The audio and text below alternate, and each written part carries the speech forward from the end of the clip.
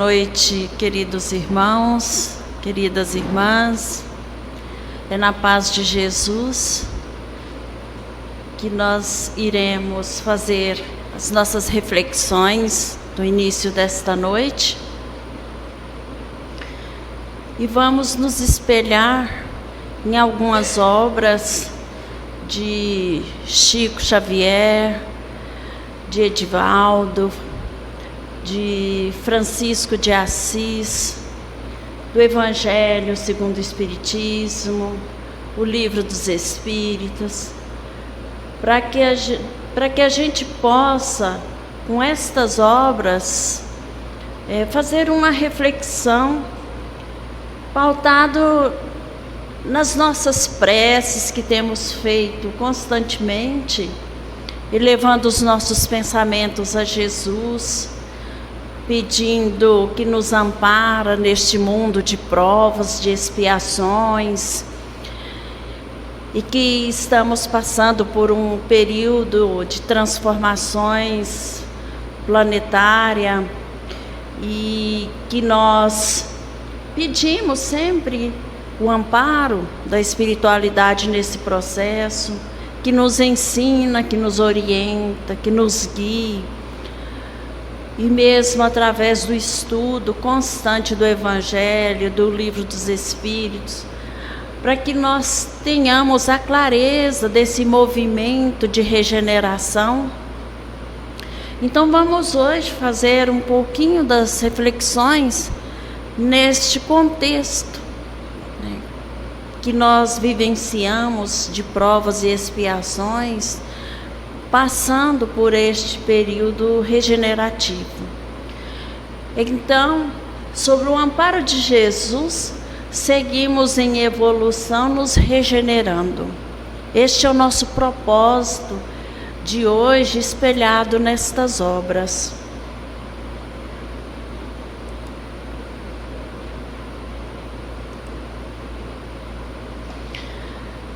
Na obra de Edivaldo, ele trabalha um pouco conosco sobre a transição planetária, né, com o Manuel Filomeno. É recomendado a nós que façamos a leitura desta obra para compreendermos um pouquinho do que ele traz de conhecimento sobre a orientação do plano espiritual desse período de regeneração, para que possamos compreender um pouquinho mais sobre este processo. E lá ele nos diz assim: para que na terra sejam felizes os homens, preciso é que somente a povoem espíritos bons, encarnados e desencarnados, que somente ao bem se dediquem. E este é o mundo que nós aguardamos, um mundo com pessoas, com seres, né, encarnados e desencarnados, regenerados. E ele ainda complementa: havendo chegado o tempo, grande emigração se verifica dos que habitam, a dos que praticam o mal pelo mal, ainda não tocados pelo sentimento do bem, os quais, já não sendo dignos do planeta transformado, serão excluídos, porque senão lhes ocasionariam de novo perturbações e confusões e constituiriam obstáculos ao progresso. Vejam que Jesus nos fala que há muitas moradas na casa do Pai. Então, nesta obra, ele não nos diz que nós seremos exterminados. Nós seremos excluídos deste planeta regenerado, mas seremos colocados em outros planetas, em outras moradas, que estarão preparadas para acolher estes espíritos que ainda não conseguiram seguir esta transformação. substituí-los-ão espíritos melhores, que reinem em seu seio a justiça, a paz e a fraternidade. Então, num mundo de regeneração, teremos a presença nos seres este sentimento, e não podemos esquecer que somos constantemente visitados, além daqueles que ainda permanecem conosco no planeta, seres desencarnados. Também eles estarão conosco aqui com esta mesma condição, né? Com seres que praticarão as ações com justiça, procurarão viver na paz, serem mais fraternos. E a época atual é de transição. Confundem-se os elementos das duas gerações. Colocados no ponto intermediário, assistimos à partida de uma das provas e expiações e a chegada da outra, que é da regeneração, já se assinalando cada uma no mundo pelos caracteres que lhes são peculiares. Então, as características, né, que vão sendo substituídas daqueles seres que ainda têm em si hábitos e vícios que prejudicam estarem regenerados. Então, nós estamos como se caminhando em degraus. Nós estamos num degrau ainda com os vícios. Depois nós vamos superando estes vícios e melhorando e caminhando para superar os nossos defeitos. E superando os nossos defeitos, nós teremos as virtudes. Então, nós seremos seres virtuosos. E quais são os vícios que nós temos? São muitos. Nós podemos citar alguns, como a gula, o abuso sexual, as drogas, os jogos. E quando falamos, por exemplo, em drogas, não são só as ilícitas, mas as drogas lícitas também, como o abuso do uso de medicamentos. E aí nós temos aqui em nós ainda os nossos defeitos. E podemos citar alguns desses defeitos que nós ainda temos e que são gritantes nas nossas relações para conosco e para com o outro, que é a impaciência. Quem não é impaciente consigo mesmo? Basta a gente não conseguir fazer alguma coisa ou fazer errado, nós nos irritamos até conosco mesmo, né? Imagina com o outro, então. E aí nós temos a ociosidade. Depois eu faço, amanhã eu faço, depois eu vou, amanhã eu começo. E é difícil isto. É difícil quando a gente quer, por exemplo, fazer um regime. Amanhã eu começo, segunda-feira eu começo, o ano que vem eu começo, no início do ano. Ou eu vou para a casa de oração, semana que vem eu irei. Eu não passo da semana que vem. Eu vou começar os estudos. E nessa ociosidade a gente vai levando e não dá seguimento àquilo que a gente tenta planejar. Aí temos o ódio, o ciúme, a vingança, a vaidade. Mas nós caminhamos para nos tornarmos seres virtuosos. E quando sermos de fato seres virtuosos, automaticamente nós iremos agir com misericórdia, com humildade, com resignação, com compreensão, com vigilância. Nós às vezes falamos, vou me vigiar mais, vou me policiar mais, vou dominar um pouco mais a minha língua, os meus pensamentos. E a gente ainda tem dificuldade para com isso. Mas todo este processo que nós vamos fazendo reflexões, estudando o Evangelho, estudando as obras espíritas, isto vão nos auxiliando, vão nos informando o que o Evangelho de Jesus nos ensina. Que nós passamos por diferentes períodos de evolução. Quando nós estudamos, nós percebemos nas diversas obras, as informações de que nós fomos criados por um Deus de bondade e que nos criou simples e ignorantes, sem o conhecimento, mas dando-nos o livre-arbítrio para que conseguirmos superar as nossas dificuldades na construção do meu eu, do eu íntimo, daquilo que eu sonho ser num plano divino. Porque Jesus planejou, no processo de elaboração planetária nosso, seres iluminados. E Ele nos assegurou que nós estaríamos com Ele sentado à direita do Pai. E para isso, então, nós podemos nos trabalharmos para cumprirmos esta palavra do Cristo, nos almejando a evolução. E sendo o ser humano um espírito em processo de crescimento intelectual e moral, atravessa diferentes níveis nos quais estagia. E o estagiário está ali para aprender, para praticar, para saber mais.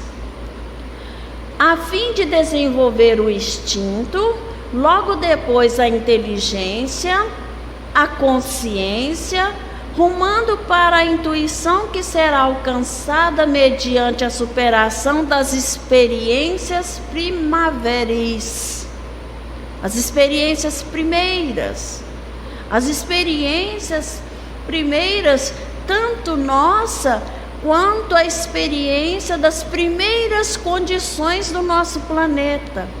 Como nós vivemos nele no período em que nós nascemos simples e ignorantes, que o assinalam profundamente, atando não raro à sua natureza animal, em detrimento daquela espiritual, que é a sua realidade. Mediante as reencarnações, etapa por etapa, dá-se-lhe o processo de eliminação das nossas imperfeições morais, que se transformam em valores relevantes e que nos impulsionam na direção da plenitude que está destinada. Porque Jesus, volta a reafirmar, Jesus deixou-nos claro esta plenitude que devemos individualmente e coletivamente alcançar. Este é o nosso destino, sermos seres de luz. Vós sois a luz, vós sois o sal da terra. Então, nós nos clareamos e nos alimentamos, não somos seres insonsos, sem sabores. Somos seres divinos, errando e corrigindo-se, realizando tentativas de progresso e caindo, para logo levantar-se. Esse é o método de desenvolvimento que a todos propelam na direção de sua felicidade plena. Então, quando falamos das virtudes de sermos seres que aceitam os desafios propostos em cada etapa de nossa jornada, é justamente compreendermos que estamos aqui para seguirmos o nosso progresso. E para isto, aqui nos deixa bem claro que nós caímos e levantamos, que nós enfrentamos dificuldades, erramos, mas nos corrigimos. E este é um método, é a metodologia que Deus nos deu através então do livre-arbítrio. Nós conseguiremos, através do conhecimento, da melhoria intelectual, seguirmos para conseguirmos esta felicidade plena. E para isso, nós precisamos compreender que sairmos deste mundo de provas e expiações e irmos para um mundo de regeneração, é porque já passamos por mundos inferiores. E por isso nós temos condições de estabelecer parâmetros onde há mundos inferiores à Terra e mundos superiores à Terra. E a qualificação de mundos inferiores e mundos superiores nada tem de absoluto. É antes muito relativa. Relativa por quê? Porque estando na condição que nos encontramos hoje, é que conseguiremos fazer uma ideia dos mundos inferiores e dos mundos superiores. O mundo inferior ou superior, com referência aos que estão acima ou abaixo da escala progressiva, só será para nós visível quando nós conseguirmos fazer esta comparação. Tomada a Terra por termo de comparação, pode-se fazer a ideia do estado de um mundo inferior e de um mundo superior. Nos mundos mais atrasados, são aqueles que, de certo modo, são rudimentares os seres que os habitam. Estes seres revestem a forma humana, mas sem nenhuma beleza. Quem está no estudo de segunda-feira, nós estamos neste processo do Evangelho segundo o Espiritismo. Saímos recentemente deste capítulo, onde estudamos os mundos superiores e inferiores. Então percebemos que no mundo inferior, os seres humanos revestem de forma humana, mas sem nenhuma beleza. Seus instintos não têm a abrandá-los qualquer sentimento de delicadeza ou de benevolência, nem as noções do justo e do injusto.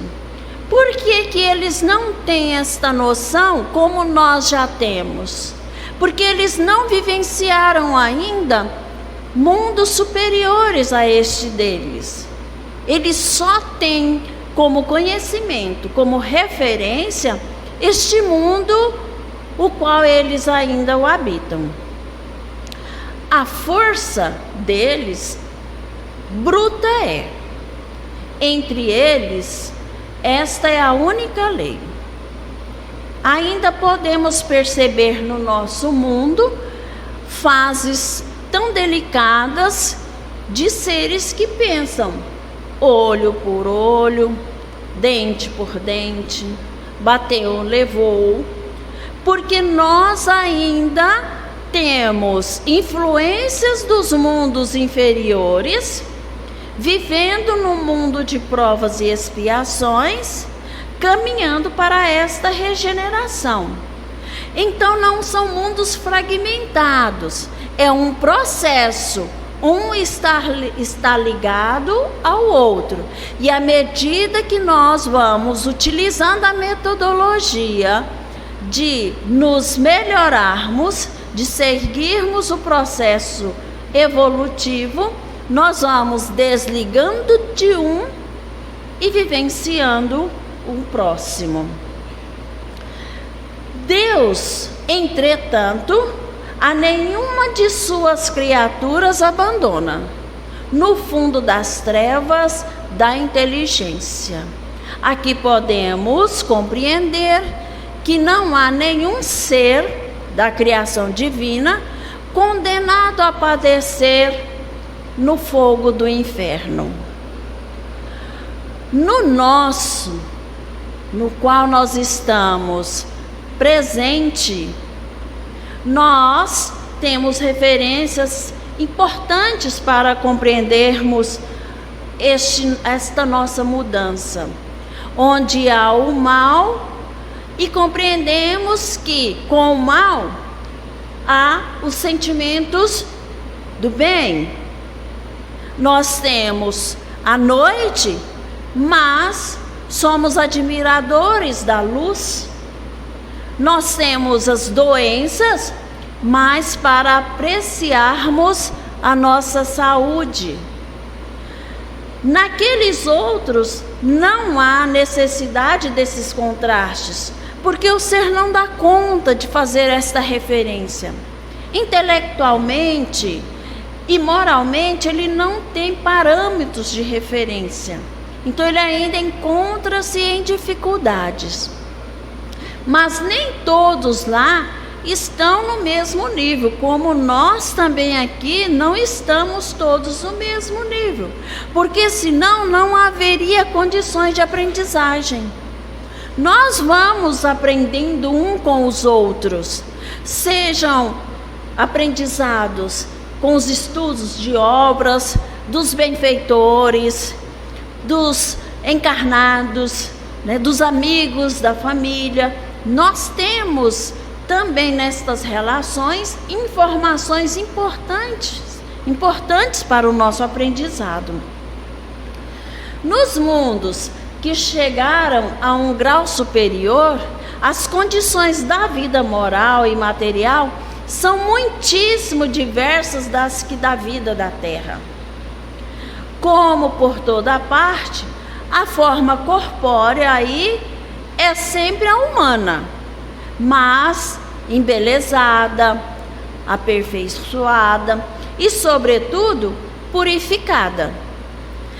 Então, os seres dos mundos superiores têm como fazer parâmetros dos mundos inferiores, do mundo de provas e expiações, dos mundos de regeneração, porque eles já passaram por este processo.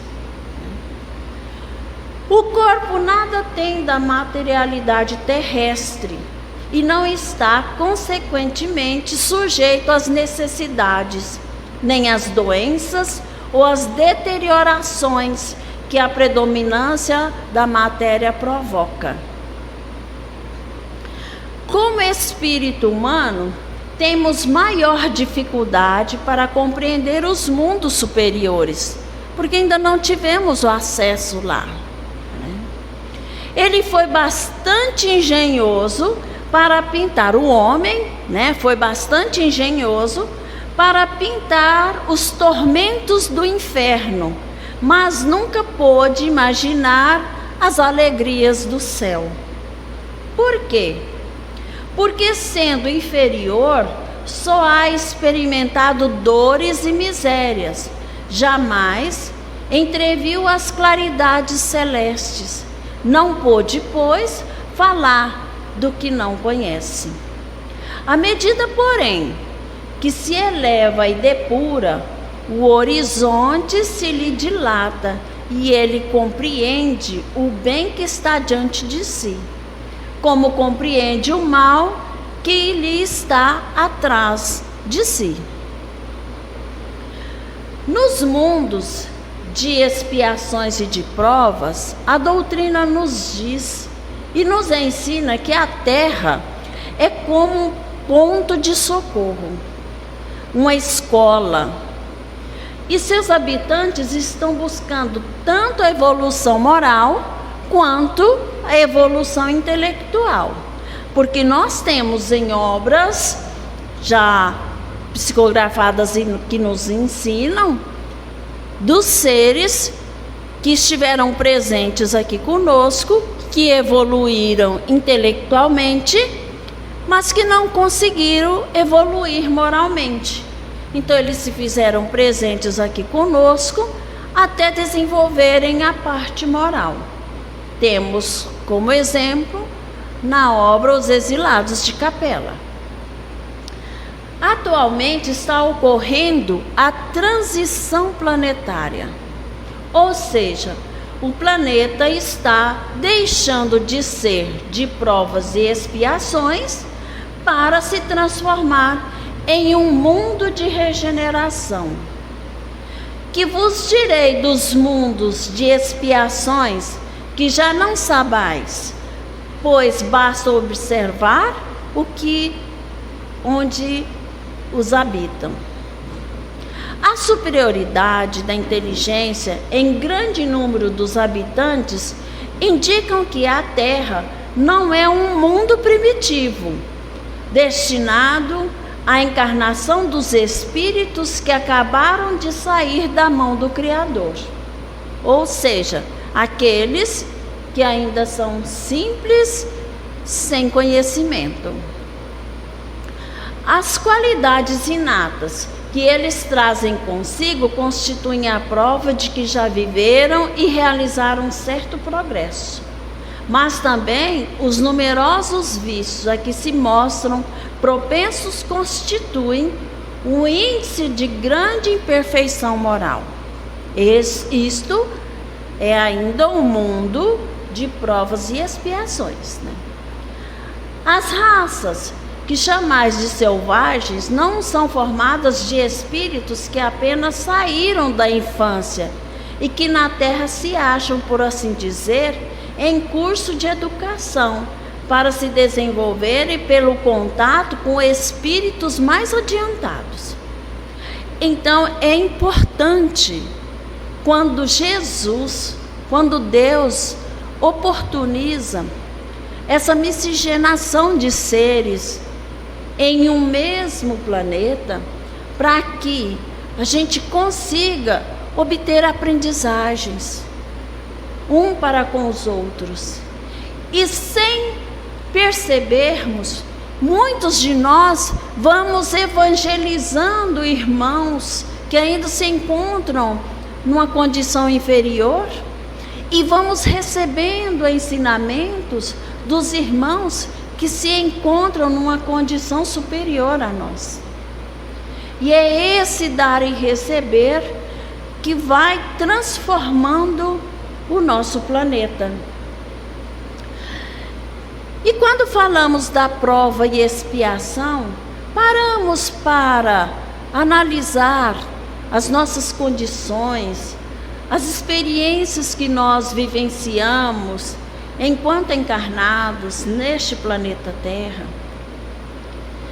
Analisamos as nossas provações, as nossas expiações, para que possamos compreender melhor e sermos resignados, uma vez que a resignação é uma das virtudes.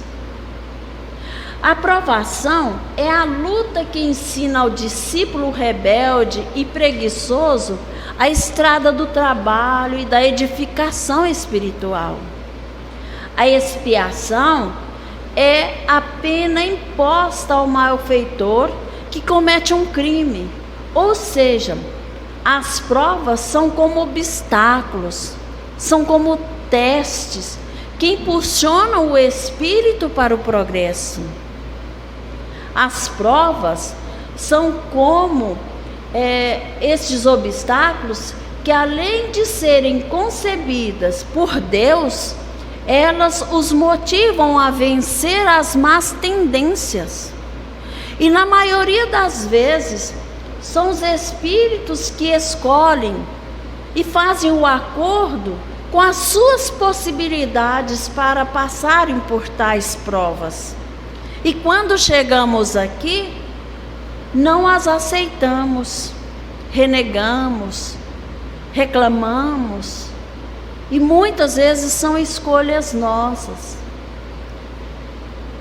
E as expiações têm como objetivo o auxílio do amor, além da reeducação do espírito. Porque nós vamos nos educando, mas as expiações vêm nos reeducando.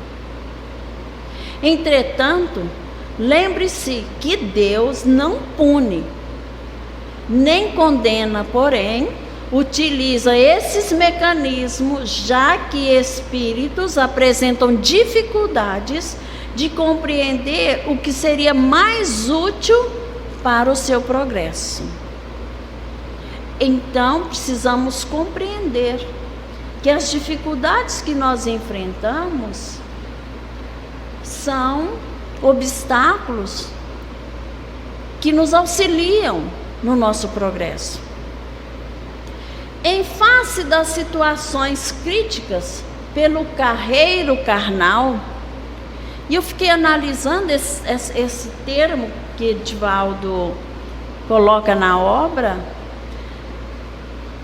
e aí ele fala assim: em face das situações críticas pelo carreiro carnal, gerando complicações afetivas, porque distante das emoções sublimes do amor, agindo dos mais plenos instintos. E aí eu fui ver o que poderia ser esse carreiro. E às vezes a gente fala assim: tem um carreiro de formigas aqui.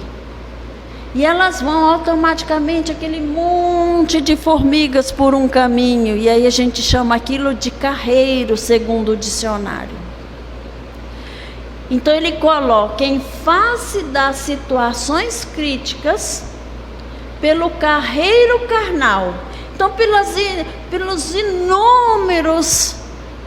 inúmeras situações críticas que temos no nosso carreiro carnal, gerando complicações afetivas, porque distante das emoções sublimes do amor, agimos pelo instinto, pelo impulso, especialmente aqueles que dizem a respeito da preservação da vida, a sua reprodução, a violência para a defesa sistemática da existência corporal. Agride quando deveria dialogar. Acusa no momento em que lhe seria lícito silenciar a ofensa ou a agressão, dando lugar aos embates infelizes, regeradores do ressentimento, do ódio, do desejo de esforço, esses filhos inconsequentes do ego dominador. Aqui nos mostra então o quão somos ainda egoístas, né? E vamos de fato para os embates. Um pequeno comentário nos traz ofensa. Um comportamento do outro nos traz ofensa, ou até agressões. Vivenciamos um momento delicado agora, mundial, e neste mês especificamente no nosso país, onde precisaremos orar e vibrar bastante para que as equipes espirituais nos auxiliem na diminuição das agressões verbais, corporais, para que possamos dar seguimento a este processo regenerativo do nosso planeta. Não podemos pensar na transformação íntima, individual, mas também na transformação social, coletiva. E há alguns paradoxos da vida em sociedade. Quando alguém é vítima de uma circunstância aziada, movimentando grupos de socorro, ou seja, quando alguém, por azar, passa por determinada situação, há grupos que se organizam para auxiliar. Mas ao mesmo tempo, outras criaturas se transformam em seres bombas, assassinando. Enquanto há movimentos de proteção aos animais que sensibilizam muitos segmentos da sociedade, incontáveis pessoas permanecem indiferentes a milhões de crianças, anciãos e enfermos que morrem de fome em cada ano, não por falta de alimento que o planeta fornece, mas por ausência total de compaixão e de solidariedade. Enquanto há fenômenos sísmicos aterradores que sacode o orbe com frequência, despertando a solidariedade de outras nações em relação àqueles que foram vitimadas, há outros que simultaneamente armas ditas inteligentes ceifam outras centenas e milhares de vidas a serviço da guerra, ou de revoluções intermináveis, ou de crimes trabalhados por organizações dedicadas ao mal. São esses os paradoxos da vida em sociedade, que a grande transição que ora tem lugar no planeta irá se modificar. O Cristo é o exemplo do amor divino. Os relatos de diversos fatos ocorridos com o Cristo no Evangelho e em obras psicografadas nos informam quando ele andava pela terra, exemplificando o amor, curando, demonstrando a sua humildade, evangelizando, apresentando através das falas e das parábolas como caminharmos.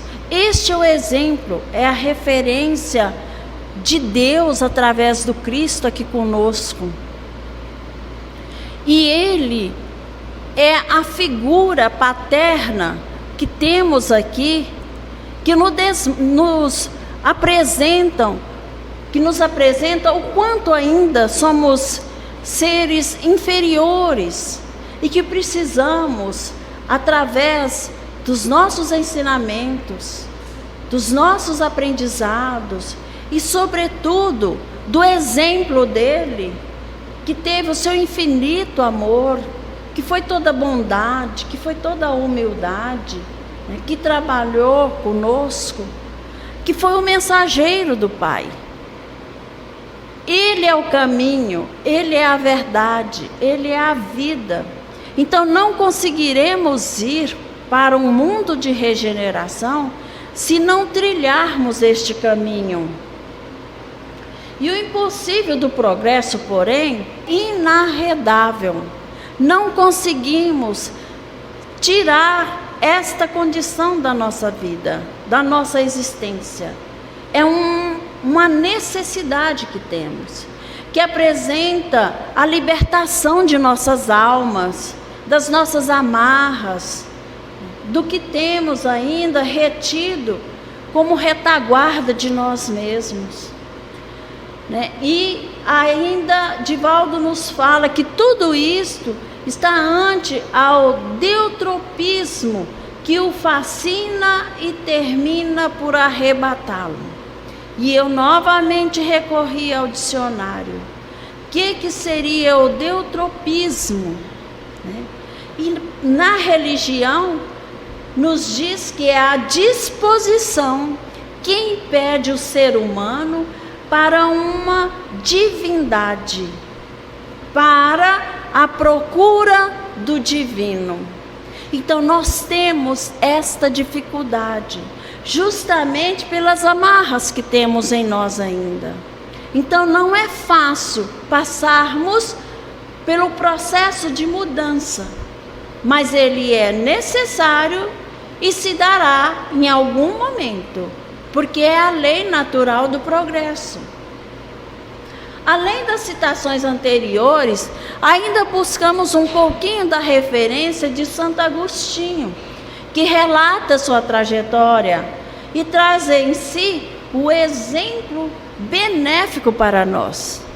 E é muito interessante a gente buscar um pouquinho esta referência de Santo Agostinho, uma vez que ele até tem algumas mensagens no Evangelho segundo o Espiritismo, para a gente saber quem foi o menino Agostinho, quem foi o adolescente, o jovem, por que houve tanta transformação, né? Como ele conseguiu, como ele percebeu o amor materno e o amor divino para auxiliá-lo nesta transformação. E aí ele nos diz: mas a quem conto eu estes fatos da vida dele? Né? E aí ele coloca: certamente não a ti, meu Deus, mas em tua presença conto estas coisas aos da minha estirpe, ao gênero humano, ainda que estas páginas chegassem às mãos de poucos. E para que então? Para que eu e quem me ler pensemos na profundeza do abismo de onde temos de clamar por ti, e que há de mais próximo aos teus ouvidos que o coração contrito e a vida que procede da fé?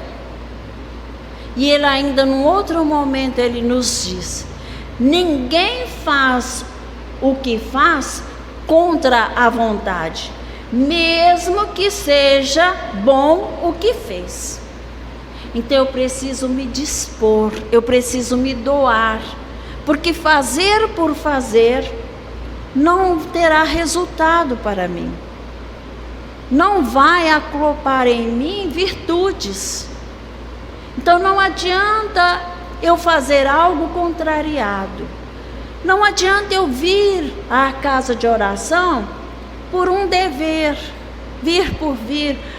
Virei porque alguém vai perguntar: nossa, você sumiu, ou o presidente vai falar: nossa, você precisa retornar. Não adianta. Ninguém faz o bem o que faz contra a vontade, mesmo que seja bom o que faz. Quem nos diz isto é Santo Agostinho. E no Livro dos Espíritos, na conclusão, no item 4, nos diz o seguinte: o progresso da humanidade tem seu princípio na aplicação da lei de justiça, de amor e de caridade, lei que se funda na certeza do futuro. Trair-lhe esta certeza é lhe tirareis a pedra fundamental. Dessa lei derivam todas as outras, porque ela encerra todas as condições da felicidade do homem. Só ela pode curar as chagas da sociedade. Comparando as idades e os povos, pode ele avaliar quanto a sua condição melhora, à medida que essa lei vai sendo mais bem compreendida e melhor praticada. Ora, se aplicando-a parcialmente ou incompletamente, aufere o homem tanto bem que não conseguirá, quando fizer dela a base de todas as suas instituições sociais. Será isso possível?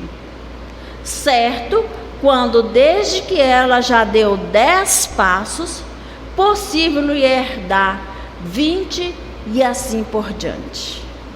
Então, se temos que caminhar 20 passos, se já caminhamos 10, já obtemos progresso.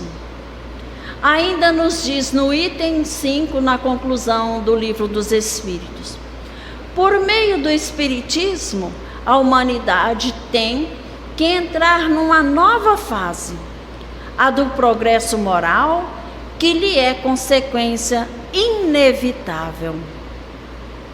E estas reflexões, como eu já havia dito, foram pautadas no Evangelho segundo o Espiritismo, no Livro dos Espíritos, na obra No Roteiro de Jesus, de Chico Xavier, no Manual Prático do Espiritismo e Transição Planetária, com Divaldo Franco. Para encerrarmos, eu gostaria agora que nós nos aproximássemos o mais possível aqui das cadeiras, que viéssemos todos para as cadeiras aqui à frente. Preenchêssemos as primeiras cadeiras. Nós vamos agora fechar os nossos olhos. Vamos lembrar daquela nossa música que a gente escuta aqui. E vamos à casa de Pedro para ouvir a palavra de Jesus.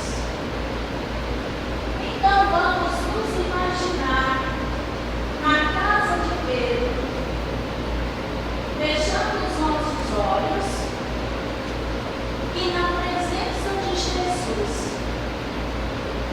junto aos seus apóstolos, ouvirmos as indagações tanto dele quanto a que nós faremos a Jesus no processo de construção de nós mesmos. E quando Jesus recomendou a pregação da Boa Nova em diversos rumos, reuniu-se em pequeno grupo, onde conversavam com os seus. Mestre, disse Felipe, propenderado, se os maus nos impedirem os passos, que faremos? Caber-nos-á recurso à autoridade punitiva? Nossa missão, replicou Jesus pensativo, destina-se a converter maldade em bondade, sombra em luz. Ainda que semelhante transformação nos custe sacrifício e tempo, o programa não pode ser outro. Mas interrompeu Tomé. E se formos atacados por criminosos? Mesmo assim, confirmou o Cristo, nosso ministério é de redenção, perdoando e amando sempre. Persistindo no bem, atingiremos a vitória final. Senhor, objetou Tiago, filho de Alfeu, se interpelados pelos fariseus, amantes da lei, que diretrizes tomaremos? São eles depositários de sagrados textos que justificam habitualmente a orgulhosa conduta que adotam. São arguciosos e discutidores. Dizem-se herdeiros do profeta. Como agir se o novo reino determina a fraternidade, isenta da tirania? Ainda aí, explicou o Messias Nazareno, cabe-nos testemunhar as ideias novas. Consagraremos a lei de Moisés com o nosso respeito. Contudo, renovar-se-lhe de Moisés até a nós, em sentido de sublime, tal qual a semente que se desdobra em frutos abençoados. A justiça constituirá a raiz de nosso trabalho terrestre. Todavia, só o espírito de sacrifício garante-nos a colheita. Verificando-se ligeira pausa, Tadeu, que se impulsionava vivamente com a resposta, acrescentou: e se os casuístas nos confundirem? Rogaremos a inspiração divina para a nossa expressão humana. Mas que sucederá se o nosso entendimento permanecer obscuro a ponto de não conseguirmos registrar o socorro do alto? Insistiu o apóstolo. Esclareceu Jesus sorridente. Será então necessário purificação do vosso coração, esperando a claridade de cima. Nesse ponto, André interferiu perguntando: Mestre, em nossa pregação, chamaremos indistintamente as criaturas? Ajudaremos a todos sem exigência, respondeu o Salvador, com significativa reflexão na voz. Senhor, interrompeu Simão, precativo, temos boa vontade, mas somos também fracos pecadores. E se cairmos na estrada? E se muitas vezes ouvirmos as sugestões do mal, despertando depois nas teias do remorso? Pedro retrucou o divino amigo: levantar e prosseguir é o remédio. No entanto, terminou o pescador, e se na nossa queda for tão desastrosa que impossibilite o reerguimento imediato, rearticularemos os braços desconjuntados, remendaremos o coração em frangalhos e louvaremos o Pai pelas proveitosas lições que houve recolhido, seguindo adiante. E se os demônios nos atacarem? Interrompeu João, de olhos límpidos. Atraí-lo-emos à glória do trabalho pacífico. E se nos odiarem e perseguirem? Comentou Tiago, filho de Zebedeu. Serão amparados por nós, no asilo do amor e da oração. E se esses inimigos poderosos, inteligentes, nos destruírem? O Espírito é imortal, elucidou Jesus calmamente, e a justiça enraizar-se-á em toda parte.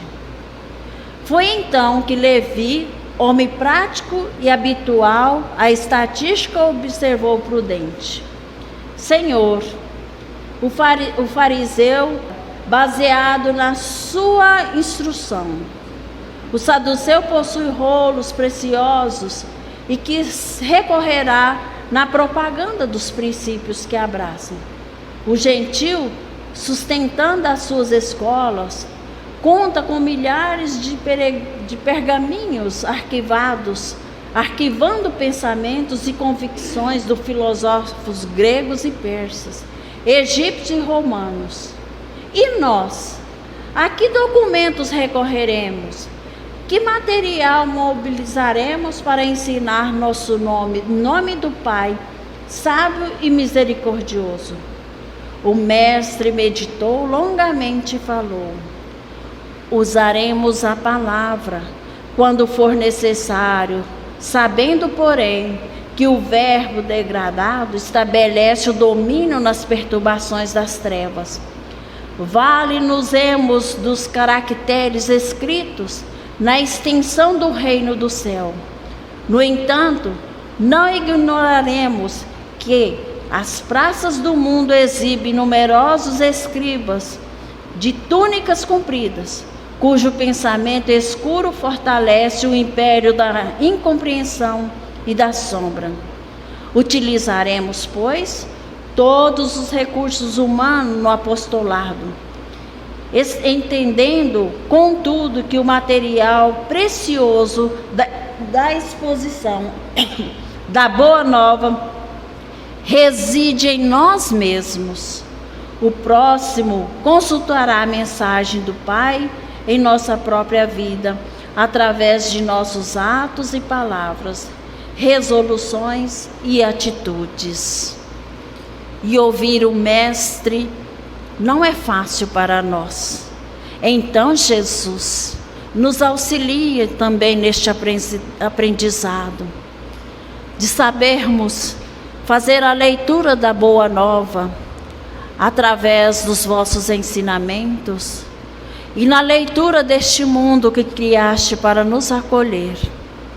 E é em teu nome que agradecemos a Deus Pai, rogando proteção a todos nós, aos nossos familiares, aos nossos lares e ao nosso planeta. Que assim seja. E agora nós iremos para os passes, lembrando do estudo de segunda-feira, da palestra de terça e do trabalho, e do estudo de sábado às 15 horas, e também da nossa palestra do sábado às 18 horas. Tenhamos todos a paz de Cristo em nós e até o próximo encontro.